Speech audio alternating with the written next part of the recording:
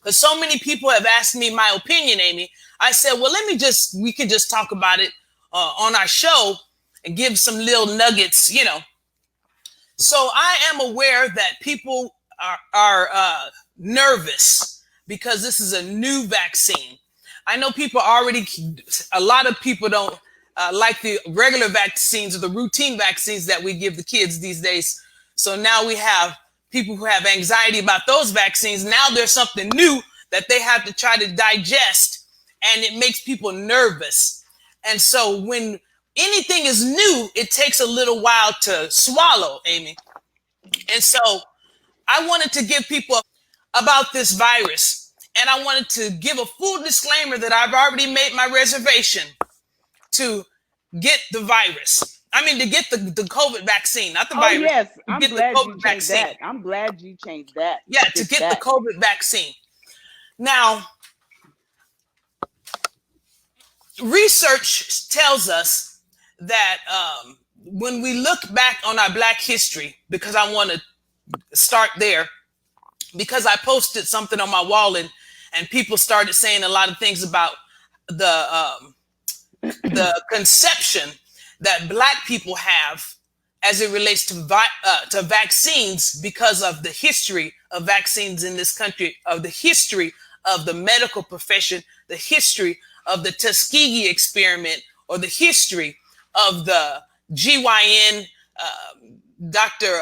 Sims, who was performing procedures on Black slave women without anesthesia, and it was real horrible. I mean, he was doing all kind of procedures and things on Black slaves back in the day, and then move up to the Tuskegee experiment. And we all know, I don't know if your viewers or the viewers know, the Tuskegee experiment was an experiment where they used Black men as their guinea pigs to learn about the stages of syphilis.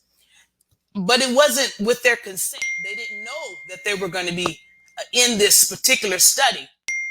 And so with that in mind, Amy, I know that there's already a negative view as it relates to healthcare in this country, as it relates to African Americans. And so I posted on my wall a comment about the vaccine, and people started talking.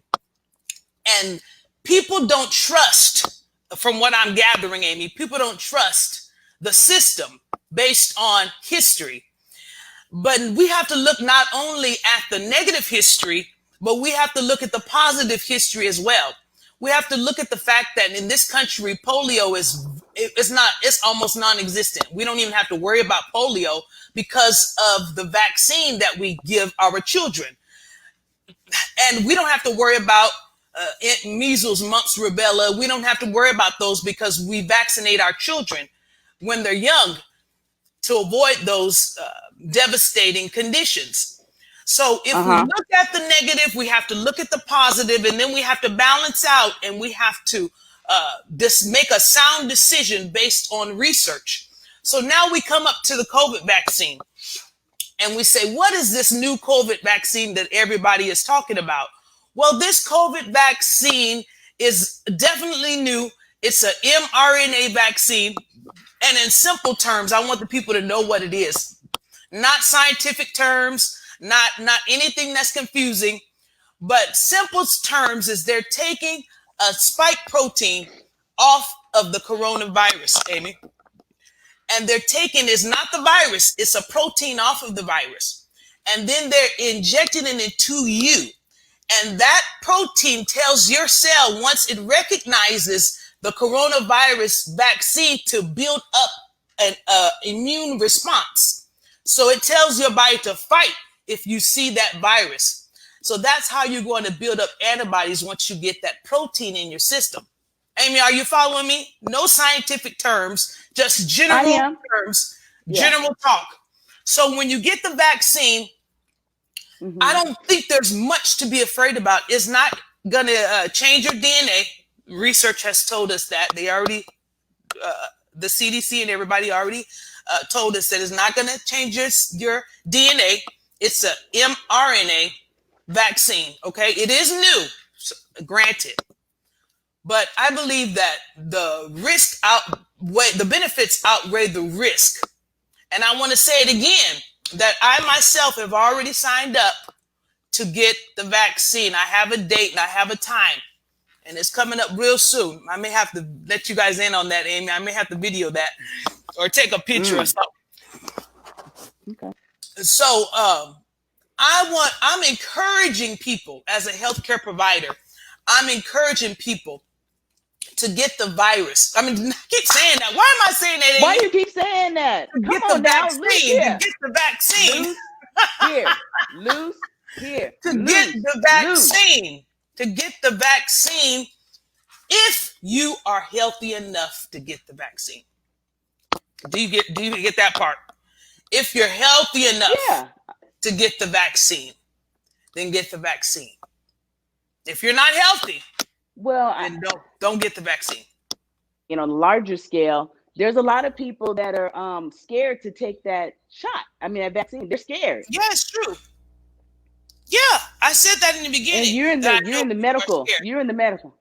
I know.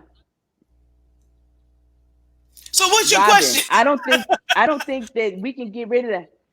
Look, I'm making a point. I'm just making a point. Okay, I understand what you're saying, Amy. I understand. Yeah, I'm just making a point. You saying that people it's are not a question. Okay, you're saying that people are